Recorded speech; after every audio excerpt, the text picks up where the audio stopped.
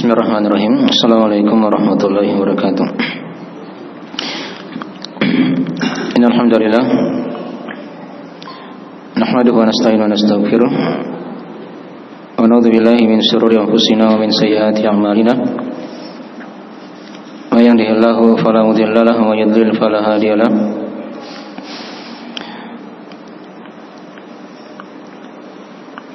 Asyhadu an la ilaha illallah wa la syarika lahu wa asyhadu anna Muhammadan abduhu wa rasuluh sallallahu alaihi wa alihi washabihi wa man tabi'ahum bi ihsan ila yaumiddin, amma ba'd.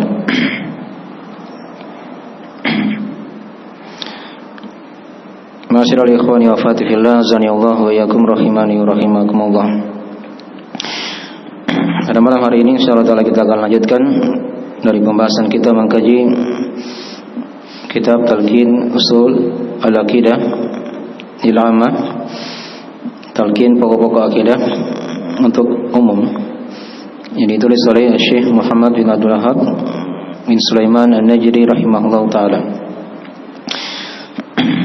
Dan kita sekarang telah masuk di syahadat yang kedua dari uraian rukun Islam yang pertama, yang sudah kita uraikan di pembahasan sebelumnya tentang masalah dalil syahadat la ilaha illallah. Ya, beliau bawakan situ ayat di surah Al-Imran ayat ke-18. Nah, sudah dibahas ya apa makna syahadat. Dia bermakna penjelasan, ya. Dan di ayat yang telah kita baca, syahidallahu annahu la ilaha illa huwa, situ diterangkan dari makna syahadat dari Allah Subhanahu wa taala. Jadi Allah menerangkan di situ syahadat akan keesaannya. Allah kabarkan pada hamba-hambanya akan keesaan Allah Subhanahu wa taala. Ini sudah kita bahas ya. Dan di sini dari inti pembahasannya disebutkan di situ lafaz syahadat la ilaha illallah diulangi 2 kali dalam ayat yang telah kita terangkan. Ya. Dan juga sudah diterangkan dari faedah ayat penjelasan tentang keutamaan para malaikat, para orang yang berilmu, ya, dan penetapan sifat yang menegakkan untuk Allah. Dipetik padanya nama Al-Qayyum, dan juga padanya ada penetapan dari sifat yang menyaksikan untuk Allah Subhanahu wa taala dari syahadat itu ya, Asy-Syahid. Padanya ada nama Asy-Syahid. Dan juga ayat yang sudah kita baca, padanya ada penetapan nama Al-Aziz dan nama Al-Hakim. Baik. Dan ayat ini dari faedah pokok juga yang perlu kita tekankan di sini, diterangkan padanya dari penjelasan tentang kewajiban untuk beribadah, mentauhidkan Allah Subhanahu wa taala. Karena Allah kabarkan di sini akan keesaannya. Ya. Saya tidak ada yang berhak disembah dengan benar kecuali Allah Subhanahu wa taala. Yang sudah kita uraikan ya, rukun syahadat itu ada 2, dan syarat-syaratnya juga sudah kita bahas. Sudah diuraikan juga oleh beliau di pondasi yang pertama, ya, yaitu menafikan segala yang disembah selain Allah dan menetapkan ibadah itu hanya untuk Allah Subhanahu wa taala. Adapun syarat-syaratnya sudah kita terangkan. Ada 7 syarat, dan sebagian ulama ada yang menambah syarat yang ke-8. Nah. Dan sekarang kita masuk di syahadat yang kedua. Kata beliau rahimahullah ta'ala, itu syahadat Muhammad Rasulullah. Ya, di halaman 7 dari buku panduan. Di buku panduan yang lain di halaman 8 mungkin ya, disimpan di situ. Baik. Kata beliau rahimahullah ta'ala, wa dalilu anna Muhammadan Rasulullah qauluhu ta'ala, maka Muhammadun aba ahadin min rijalikum walakin Rasulullah wa khataman nabiyyin wa kana Allahu bi kulli syai'in alima. Terjemahan dari mana ayat? Kata beliau dalil tentang syahadat Muhammad Rasulullah adalah firman Allah Ta'ala, maka Muhammadun aba ahadin min rijalikum. Ya, bukanlah Muhammad adalah ayah salah seorang lelaki di antara kalian. Walakin Rasulullah wa khataman nabiyyin. Akan tetapi beliau adalah Rasul Allah dan penutup para nabi. Wa kana Allahu bi kulli syai'in alima. Nanti ditambah di bawah itu ya terjemahannya. Dan Allah ya Maha mengetahui segala sesuatu. Ya. Baik. Jadi ini ayat menjelaskan tentang syahadat Muhammad Rasulullah. Syahadat yang kedua ya. Nah, diterangkan oleh beliau di situ nama Muhammad. Segala dari hal yang dimaklum ya. Dari nama Nabi kita adalah Muhammad. Ya. Itu dalam bahasa Arabnya dari kata hamada yuhammidu tahmidan. Ya. Muhammadun. Jadi Muhammadun itu artinya Muhammad ya, yang dipuji dengan pujian yang sangat banyak. Ya, itu makna nama Muhammad. Ya. Dan nama Muhammad dalam Al-Qur'anul Karim itu diulangi oleh Allah di 4 tempat. Ya, dalam Al-Qur'an. Diulangi di 4 tempat dalam Al-Qur'anul Karim. Ini diantaranya di sini ya, di surah Al-Ahzab. Ada juga ayat di surah Ali Imran. Itu ditulis ya di ayat ke-144. Ya. Maka Muhammadun illa rasulun qad khalat min qablihi rusul. Itu diterangkannya di situ.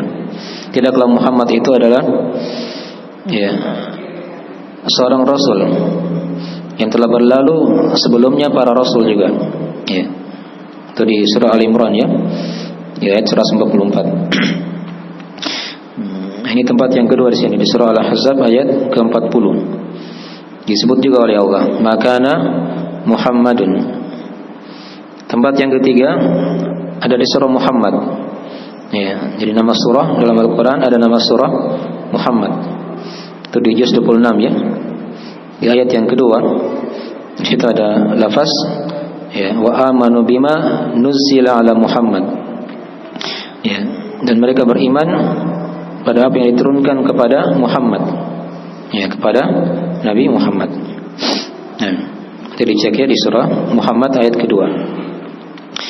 Dan tempat yang keempat di surah Al-Fath, ya, masih di juz 26, di ayat yang terakhir di surah Al-Fath. Itu diterangkan oleh Allah, Muhammadun Rasulullah. Ya, langsung jelas sekali. Muhammad itu adalah Rasul Allah. Ya. Jadi ini 4 tempat nama Nabi kita disebut ya. Ya, dalam Al-Qur'anul Karim. Ya, di surah Al-Imran, di surah Al-Ahzab, di surah Muhammad dan di surah Al-Fath. Nah. Baik. Dalil tentang Muhammad adalah Rasulullah. Rasul nanti kita akan bahas ya insyaallah taala di iman kepada para nabi dan para rasul. Jelas ringkasnya itu Rasul kan dia itu adalah manusia dari laki-laki yang diwahyukan oleh Allah dengan sebuah syariat dan diperintah untuk menyampaikan kepada kaum yang menyimpang atau kafir. Itu definisi Rasul ya. Jadi seorang lelaki dari manusia. Jadi dia bukan jin ya, bukan malaikat, tapi laki-laki dari manusia yang diwahyukan oleh Allah. Ya, dia bukan dukun, tapi diwahyukan oleh Allah, diberi wahyu oleh Allah. Nah, dengan sebuah syariat dan diperintah untuk menyampaikan kepada kaum yang kafir atau yang menyimpang. Itu dari definisi Rasul. Ya. Nanti kita akan bedakan nanti insyaallah taala di rukun iman tentang Rasul dibedakan dengan Nabi. Baik, walaupun nanti kita akan bahas juga di sini ya, di ayat yang kita akan baca. Ya. Muhammad Rasulullah. Nama Allah kan sudah jelas ya. Allah adalah yang disembah atau yang diibadahi oleh seluruh makhluk. Dan dengan penuh pengagungan, pemuliaan dan pembesaran kepadanya. Tapi dikatakan tadi di ayat sini beliau akan terangkannya kepada kita. Syekh bawakan ayat ini untuk menjelaskan tentang makna syahadat Muhammad Rasulullah. Ya. Beliau bawakan ayatnya di sini di surah Al-Ahzab ini. Maka Muhammadun aba ahadin min rijalikum. Bukanlah Muhammad itu adalah ayah dari salah seorang lelaki di antara kalian. Maksudnya apa di sini? Dikatakan di sini Muhammad itu bukanlah ayah. Ya. Dari lelaki, salah seorang lelaki di antara kalian. Ini ada beberapa penafsirannya di kalangan ulama. Ya, jadi Nabi kita itu kan beliau kan punya anak laki-laki. Diterangkan dalam riwayat itu ada 4 anak laki-laki. Ya. Tapi tidak ada yang menjadi laki-laki dewasa. Tidak ada yang sampai balik yang dewasa ya. Semuanya meninggal masih kecil. Ya.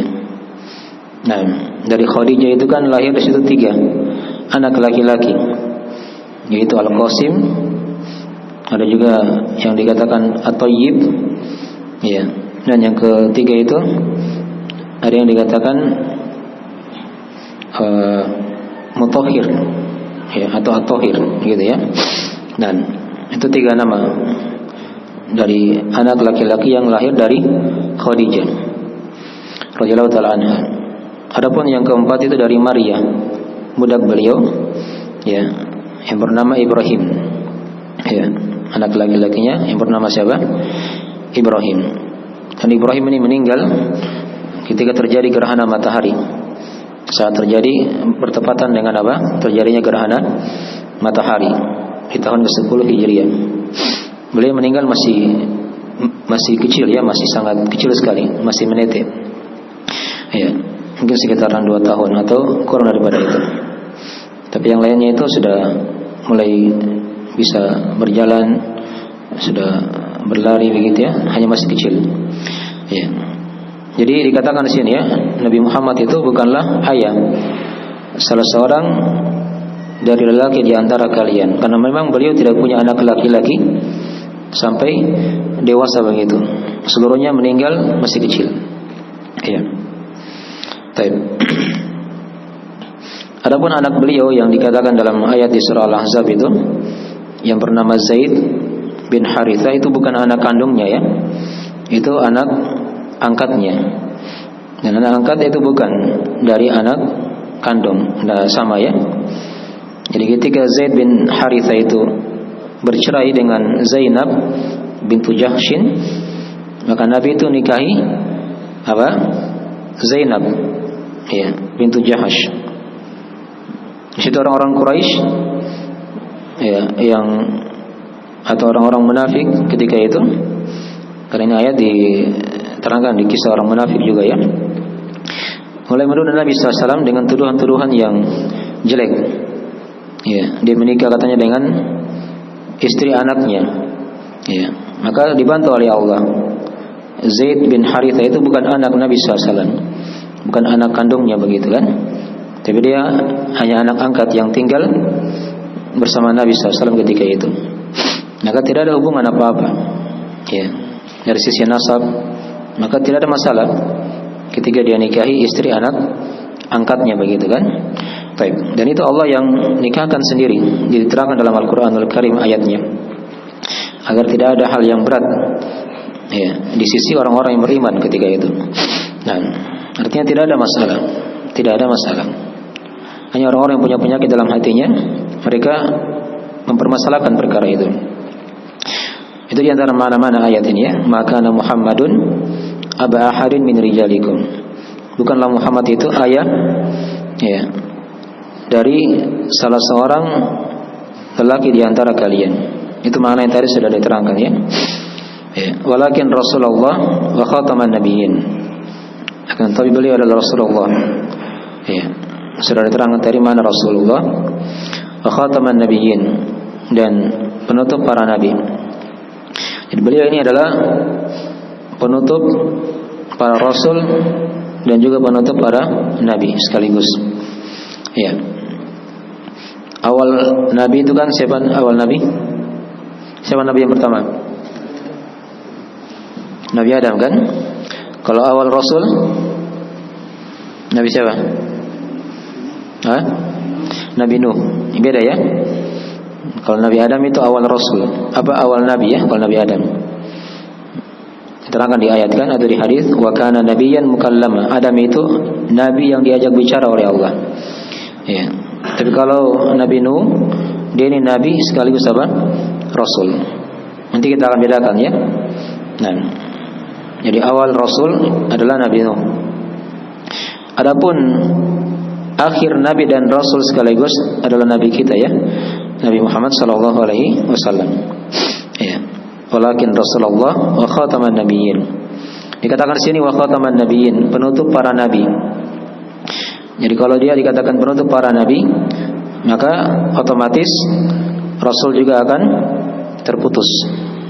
Jelas ya? Karena seorang rasul itu tidak akan mungkin menjadi rasul kecuali kalau dia pernah menjadi apa? Nabi dulu, gitu kan? Baru menjadi apa? Rasul. Jadi setiap rasul itu pasti nabi. Tapi tidak semua nabi dia dikatakan apa? Rasul. Bisa dipahami? Nabi Adam kan? Dia nabi saja, tapi bukan apa? Rasul. Kalau Nabi Nuh apa? Nabi sekaligus apa? Rasul, gitu ya. Kalau Nabi kita, Nabi Muhammad, Nabi sekaligus Rasul, gitu ya. Dibedakan nanti.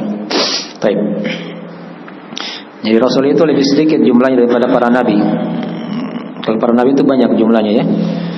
Iya. Kalau Rasul itu lebih sedikit karena ada semua Nabi itu menjadi apa? Rasul. Iya. Nah, ada yang hanya Nabi saja, ada yang Nabi sekaligus Rasul. Baik. Walakin Rasulullah wa khataman nabiyyin. Sini ada beberapa kira-kira dibahas oleh para ulama. Ada yang baca wa khataman nabiyyin seperti yang kita baca di sini, ada yang baca wa khatiman nabiyyin. Maknanya sama semua, penutup para nabi. Jadi kalau dikatakan penutup para nabi, otomatis Rasul juga akan tertutup. Gitu kan? Wa kana Allahu bikulli syai'in alima. Dan adalah Allah ya, Maha mengetahui atas segala sesuatu. Baik, jadi ayat ini penjelasannya tentang makna syahadat Muhammad Rasulullah. Jadi syahadat itu ada dua rukunnya di sini ya. Syahadat Muhammad Rasulullah ada dua rukunnya. Yang pertama kita tetapkan beliau adalah hamba Allah, manusia biasa. Ya. Itu kan di persaksian juga kan kita ucapkan wa asyhadu anna Muhammadan apa? Abduhu wa rasuluh. Gitu kan? Dan aku bersaksi Muhammad itu adalah hamba Allah dan Rasulnya. Jadi beliau adalah hamba. Ya. Beliau adalah apa? Hamba. Tidak boleh disembah, tidak boleh diibadahi. Manusia sama dengan kita. Ya. Itu rukun yang pertama ya. Ini sebagai bantahan untuk orang-orang yang berlebihan ya sama Nabi ya. Diminta kepada Nabi misalnya rezeki ketika sudah meninggal ya. Ya, diminta panjang umur. Terus hal-hal yang lain tidak boleh diminta sama Nabi SAW ketika beliau sudah wafat. Bantahan kepada mereka ya. Nah, kemudian yang rukun yang kedua diterangkan juga di sini. Kita dipetik pada lafaz apa? Maka Muhammadun aba ahadin min rijalikum. Bukanlah Muhammad itu ayah salah seorang dari lelaki di antara kalian. Ya, memang beliau adalah ayah, tapi bukan ayah dari anak laki-laki yang sampai besar begitu ya. Itu maksudnya juga. Dan beliau manusia biasa. Beliau tidak punya anak laki-laki yang sampai dewasa. seluruhnya wafat masih kecil. Baik. Adapun anak-anak perempuan banyak diterangkan dalam riwayat itu kan ada berapa? Ada 4 ya anak beliau. Iya. Ada Fatimah, siapa lagi? Ada Zainab, iya. Ada Ummu Kulthum, iya. Ada 3 ya atau 4 saya lupa ya. Ada ingat yang lain? Coba. Seluruhnya itu wafat ketika Nabi masih hidup, kecuali Fatimah saja. Oh sama Ruqayyah, afan, saluban. Jadi 4 ya. 4 anak putri Nabi SAW. Ya. 3 ini wafat ketika Nabi masih apa? Masih hidup. Ya. Masih hidup. Ya, itulah Zainab, Ruqayyah dan Ummu Kulthum. Ini wafat seluruhnya Nabi masih apa? Masih hidup. Adapun Fatimah, ya, beliau wafat 6 bulan setelah Nabi SAW apa? Wafat. Ya. Baik. Jadi ini rukun yang pertama ya. Beliau adalah manusia biasa. Nah, hamba Allah, tidak boleh disembah. Ya, tidak boleh diibadahi. Kemudian rukun yang kedua dikatakan di sini, walakin Rasulullah. Kita tetapkan beliau adalah Rasulullah. Ya, utusan Allah yang dimuliakan, punya keutamaan. Ini bantahan ya bagi orang-orang yang berlebihan sama Nabi. Bantahan pada orang-orang yang menyepelekan Nabi SAW, yang menyepelekan ya, direndahkan Nabi. Beliau adalah Rasulullah. Ya, ini dari rukunnya syahadat Muhammad Rasulullah. Nah, maka Muhammadun aba ahadin min rijalikum walakin Rasulullah wa khataman nabiyyin. Tapi sebagian ulama ada yang mengatakan juga di antara mana syahadat Muhammad Rasulullah itu ada 4 ya. Ada 4. Tapi itu yang benarnya konsekuensi ya. Dari konsekuensinya harusnya. Ya kalau Syekh di Usul Salasah beliau katakan seperti itu. Di Usul Salasah yang lain ya, beliau katakan mana syahadat Muhammad Rasulullah itu ada 4, yaitu mentaati apa yang beliau perintahkan. Kemudian yang kedua, membenarkan apa yang beliau khabarkan. Yang ketiga, menjauhi apa yang beliau larang, beliau peringatkan. Dan yang keempat, tidak beribadah kepada Allah kecuali dengan apa yang beliau syariatkan.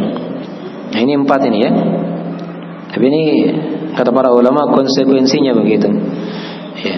Jadi kalau seorang sudah bersaksi syahadat Muhammad Rasulullah, berarti dia harus mentaati perintah beliau, ya, membenarkan apa yang beliau kabarkan, ya, menjauhi apa yang beliau larang, beliau ingatkan, dan tidak beribadah kepada Allah kecuali dengan syariat yang beliau apa?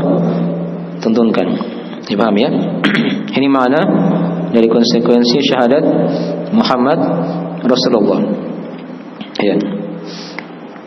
Dan yang kelima ada juga yang menambahkan yang kelima di sini. Ya, kita tetapkan bahwa beliau adalah penutup para nabi. Itu juga di antara konsekuensi. Tidak boleh dia meyakini ada nabi setelah nabi kita Nabi Muhammad SAW ya. Ya.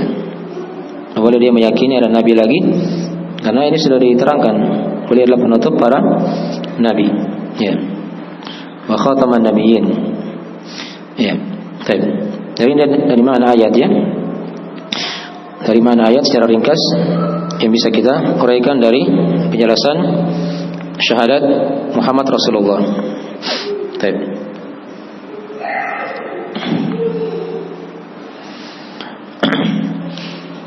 Ya, ayat ini kita terangkan faedahnya. Dari sudah diterangkan faedah pokok ya. Di sini ada penjelasan makna syahadat Muhammad Rasulullah. Ada rukunnya sudah kita bahas. Dan juga sekaligus di sini sudah dibahas masalah konsekuensinya. Di antara konsekuensinya kita tetapkan bahwa beliau adalah penutup para nabi. Ya, dan sekaligus penutup para rasul. Itu dari faedah pokok ayat ya. Baik, faedah tambahan dari ayat di sini diterangkan kepada kita penetapan nama Nabi kita ya, nama Nabi Muhammad sallallahu alaihi wasallam. Dikatakan makana Muhammadun. Ya. Kemudian diterangkan juga di sini dari faedah ayat juga penjelasan bahwa Nabi Muhammad itu beliau tidak punya ya anak lelaki yang dewasa begitu. Karena dikatakan oleh Allah, beliau itu bukanlah ayah dari lelaki yang dewasa di antara kalian. Itu jelas tadi sudah diterangkannya penafsirannya. Ya.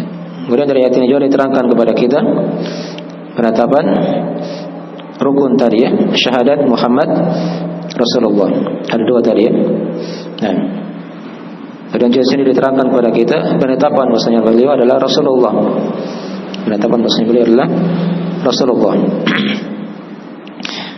Dan juga di sini diterangkan kepada kita ada ayat penetapan nama Allah.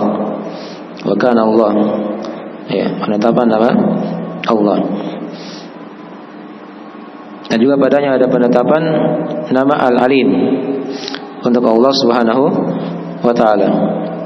Penetapan nama Al-Alim untuk Allah Subhanahu wa taala. Baik. Mungkin di antara faedah-faedah ya, ada hadis-hadis kalau kita ingin baca diterangkannya oleh para ulama dalam masalah ini.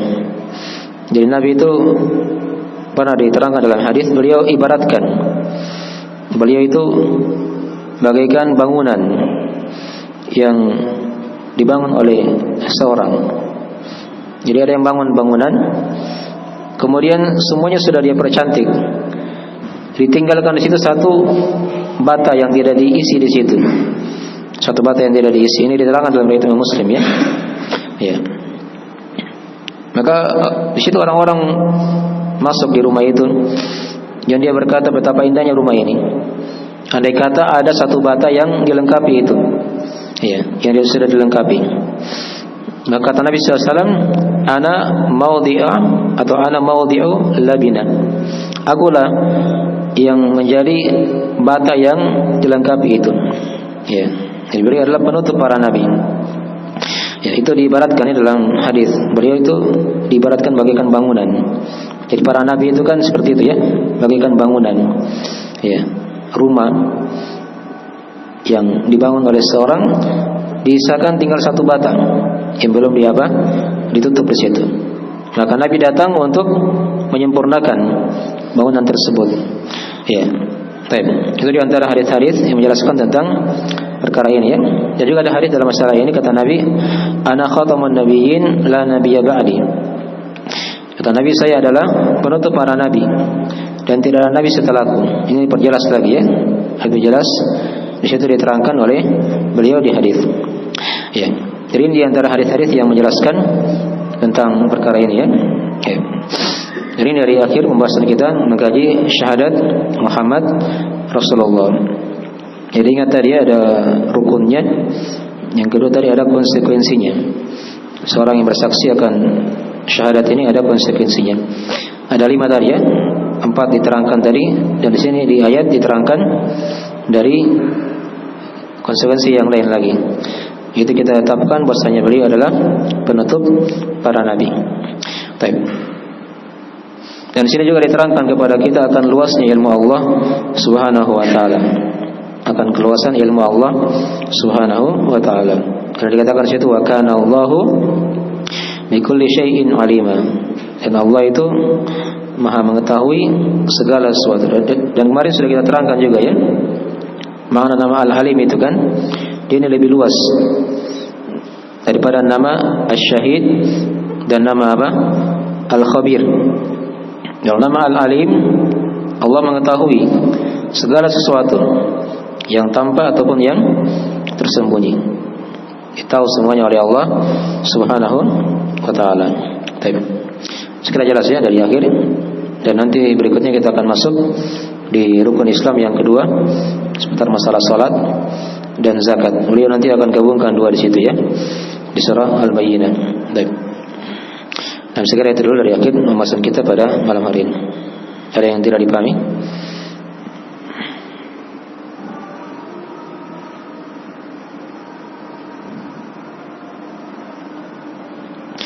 Dan di ayat ini juga ada bantahan ya untuk orang-orang yang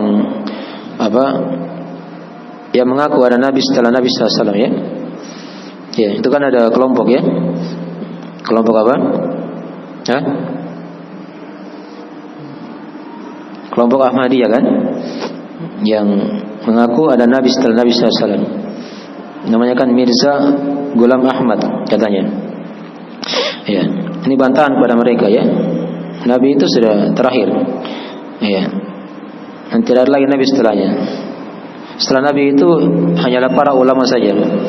Hanyalah para ulama yang lahir sebagai pewaris para nabi. Adapun nabi tidak ada. Ya, itu hikmahnya diterangkan juga ya oleh para ulama. Ya, kenapa anak-anak nabi yang laki-laki itu semuanya wafat? Ya, masih kecil ya. Itu ada hikmah diterangkan ya oleh para ulama. Ya, di antara hikmahnya itu karena kalau mereka dewasa itu pasti akan menjadi nabi lagi. Akan menjadi apa? Nabi. Itu biasanya seperti itu. Kalau ada nabi, ada anak laki-lakinya, itu biasanya menjadi apa? Menjadi nabi lagi. Dan itu ada dalam para nabi dan rasul kan? Misalnya siapa nabi? Ibrahim. Itu kan punya anak laki-laki yang dewasa. Siapa? Nabi siapa? Ismail dan Nabi Ishak. Ini semua jadi nabi. Nabi Ishak juga punya anak laki-laki dewasa, jadi nabi juga. Itu nabi siapa? Ya, Nabi Ishak siapa nama anaknya yang jadi nabi? Nabi Yakub. Ya, Nabi Yakub punya anak laki-laki lagi, jadi nabi juga. Itu nabi siapa? Nabi Nabi siapa? Ini silsilah ini berurut dari kakek, ayahnya, cucunya sampai ke bawah begitu. Ada nabi semuanya. Ibrahim kan kakeknya. Anaknya Ibrahim siapa tadi? Ishak. Dari Ishak anaknya siapa? Yakub. Nabi Yakub punya anak lagi, nabi. Itu nabi siapa? Nabi Yusuf. Iya. Ingat ya silsilah para nabi itu. Ya. Siapa lagi nabi yang dia ini ayah dan anaknya jadi nabi dan rasul? Yang tahu ingat siapa? Ayo. Nabi siapa lagi? Ayo, masih ada? Hah? Nabi Zakaria. Siapa anaknya yang dewasa jadi nabi? Nabi Yahya. Siapa lagi yang lain? Ayah dan anak jadi nabi. Iya. Itu yang punya kerajaan itu. Siapa? Hah? Nabi Sulaiman. Dia ini apa? Anak atau ayah? Anak. Siapa ayahnya? Nabi Daud. Iya. Iya. Daud itu ayah. Anaknya Nabi Sulaiman kan? Baik. Itu dihafal ya kisah-kisah para nabi dan rasul walaupun ringkas. Dari bentuk iman kita kepada para nabi dan rasul. Nanti kita akan terangkan juga ya insyaallah di tempatnya. Baik. Segera itu dulu ya, waktu sudah masuk. Kita akhiri majelisnya. Jika ada Quran mohon dimaafkan. Subhanakallahumma wa bihamdik, asyhadu an la ilaha illa anta, astaghfiruka wa atubu ilaik. Wassalamualaikum warahmatullahi wabarakatuh.